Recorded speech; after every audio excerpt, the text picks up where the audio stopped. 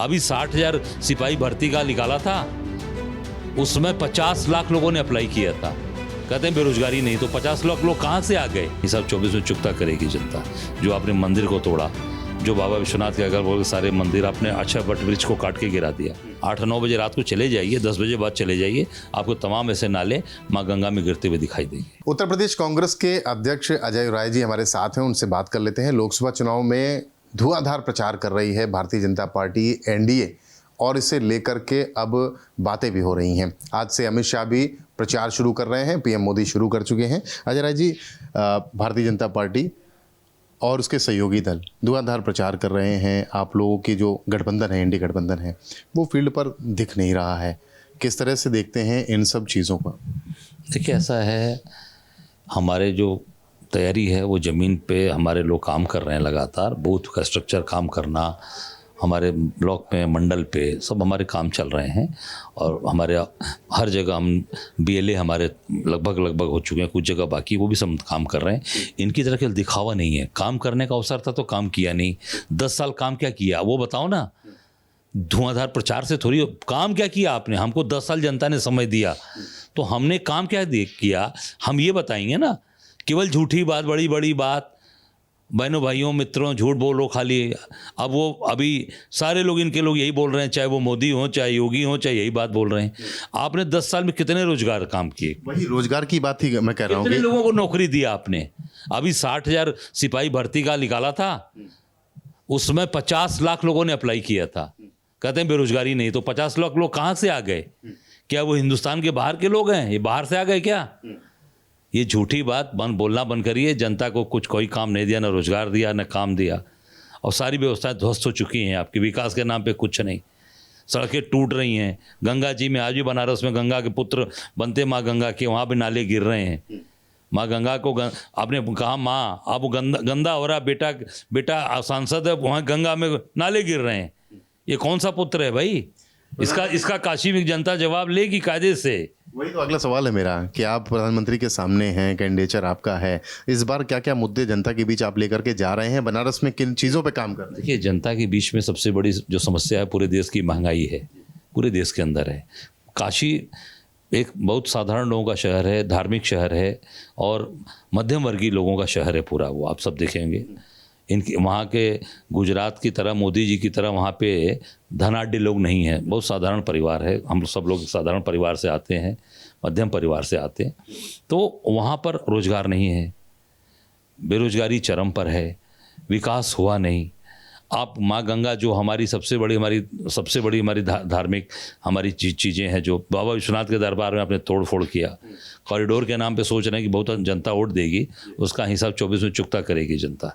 जो आपने मंदिर को तोड़ा, जो बाबा विश्वनाथ के अगल बगल सारे मंदिर आपने अच्छा वट वृक्ष को काट के गिरा दिया। जो 3 ही अच्छे वट वृक्ष पूरे भारत में 3 अच्छे वट वृक्ष हैं, जिसमें से एक आपने काशी विश्वनाथ वाला काट के गिरा दिया मोदी जी ने। एक बोधगया में है जहाँ गौतम बुद्ध को ज्ञान प्राप्त हुआ। तीसरा आपके प्रयागराज किले के अंदर है, संगम पे।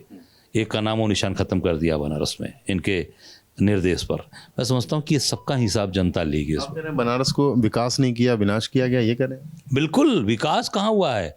टोटल आप विश्वनाथ मंदिर में आप जाकर देखेंगे, जो पुराने वहाँ के लोग हैं वो उसको पूरी तरीके से इस तरह से दिखा रहे हैं कि ये पूरा का पूरा विकास दिखा दिया, मॉल बना दिया। आपने मंदिरों को ध्वस्त कर दिया। बाबा विश्वनाथ के अगल बगल मंदिर जितने थे, शनि भगवान का मंदिर आपने तोड़ दिया, अमुक्तेश्वर महादेव का मंदिर आपने तोड़ दिया। आपने लक्ष्मी नारायण जी का मंदिर था, मूर्ति थी, मतलब वो जो ऐसे पत्थर पे बनी थी जो दुर्लभ पत्थर हैं। आपने माँ पार्वती का मंदिर, माँ अन्नपूर्णा का मंदिर जो अंदर कैंपस के अंदर था, तोड़ दिया आप। तो कहते हैं मूर्ति लाए हैं, कॉरिडोर के जरिए एक विकास की झलक दिखाने की पेश। कहाँ से लाए हैं? कहाँ से मूर्ति लाए हैं? जो मूर्ति लाए वो बैठाई गई क्या मूर्ति? जो लाए थे विदेश से मूर्ति, खंडित मूर्ति लाए थे, वो नहीं बैठी मूर्ति, दूसरी छोटी मूर्ति बैठी है। आप जाकर देख सकते हैं, कैमरा लेकर जाके देख सकते हैं। और निश्चित तौर से ये सबका जवाब आपने कहा, आप चले जाइए कैमरा लेकर गंगा जी में, आप चले जाएं, शाम को जाइए, 8-9 बजे रात को चले जाइए, 10 बजे बाद चले जाइए, आपको तमाम ऐसे नाले माँ गंगा में गिरते हुए दिखाई देंगे। प्रधानमंत्री मोदी एक बात और कहते हैं, सुरक्षा की बात के साथ साथ वो कह रहे हैं कि रोजगार भी दिया गया।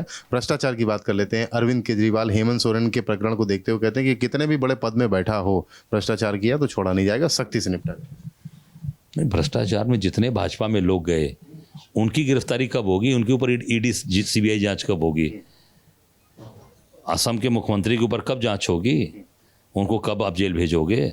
आपने अभी एनसीपी के बड़े नेता प्रफुल्ल पटेल जी का सीबीआई का पूरा क्लोजर कर दिया, पूरी जांच बंद कर दी, उनको जेल कब भेजोगे आप? उनकी गिरफ्तारी कब होगी? जितने भारतीय जनता पार्टी के लोग हैं जिन्होंने महिलाओं का अपमान किया, बच्चियों के साथ जिन्होंने रेप किया, इनके संसदीय क्षेत्र में कोई कार्रवाई नहीं हुई, केवल जेल भेजकर कार्रवाई नहीं हुई। उनके घर मकान कब गिराए जाए? बनारस की जनता खोज रही है कि उन बच्ची के ऊपर आपने भाजपा के नेताओं ने बलात्कार किया, उनके ऊपर उनके घर पर कब बुलडोजर चलेगा? तब तो ये जनता खोज रही कि जितने भी भारतीय जनता पार्टी के अंदर गए, रेड्डी बंधु गए कर्नाटका के, वो गए, उनकी सब जांच बंद हो गई। क्यों? उनके ऊपर कार्रवाई नहीं होगी? जो विपक्ष में बोलेगा, जो ललकारेगा, जो लड़ेगा, उसको आप जेल भेजोगे, उसके ऊपर कार्रवाई करोगे, उसके ऊपर ईडी सीबीआई लगाओगे। अभी तो भी पता चल रहा है कि एक और बड़े नेता के ऊपर ईडी की कार्रवाई करा के अपने साथ लेने की तैयारी में है, शायद मुझे जानकारी भी आई है। आप देखिए क्या क्या कर रहे हैं आप। तो ये सारी चीज़ें अभी माननीय उच्चतम न्यायालय ने भी कह दिया, एजेंसीज के बारे में आपने सुना ही होगा। तो अब एजेंसी इसके ऊपर माननीय उच्चतम न्यायालय ने बोला है, इसका मतलब कि आप सोच सकते हैं कि इसका मतलब कि पूरी तरीके से सरकार उनका दुरुपयोग कर रही है। आखिरी सवाल ये कि आपके सहयोगी दलों की बात कर लेते हैं। समाजवादी पार्टी में खास तौर से अपने प्रत्याशियों को घोषित करने के बाद उनके टिकट बदले जा रहे हैं। बदायूं में भी कुछ इस तरीके की चर्चा चल रही है कि शिवपाल यादव को उतारा गया, उनके बेटे को वहाँ से लड़ाया जा सकता है। इसको किस तरह से देखते हैं? पॉलिटिकल पार्टी जब इस तरीके की कार्य करती है तो मैसेज क्या जाता है जनता में, और आप लोग क्या सोचते हैं? देखिए, ऐसा है कि ये उनका अपना व्यक्तिगत मामला है। इस मामले में समाजवादी पार्टी के लोग, और जहाँ तक मैं समझता हूँ कि शिवपाल जी ज़्यादा अच्छा सही जवाब दे पाएंगे। आप उनसे पूछेंगे तो आपको सही जवाब मिल जाएगा। यूपी कांग्रेस के प्रदेश अध्यक्ष अजय राय अपनी बात को कहते हुए कि विकास का जो मॉडल दिखाया जा रहा है वो विकास नहीं है, वो विनाश की तरह दिखता जरूर है। लखनऊ से कैमरामैन राजेश तिवारी के साथ रतीश त्रिवेदी, श्रेष्ठ भारत।